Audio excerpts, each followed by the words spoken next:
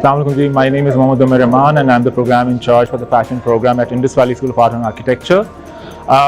Sustainable fashion can be beautiful for sure because it all depends on good design and how you design, basically thinking about all the aspects in sustainability from the point go.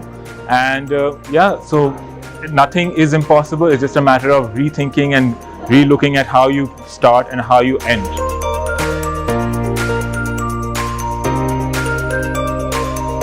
The greatest challenge in Pakistan in the fashion industry is innovation, design and individuality, because somehow fast fashion has completely changed this whole idea of innovation, and there's no innovation or no contribution in design, especially when it comes to sustainable or otherwise. So, thank you so much.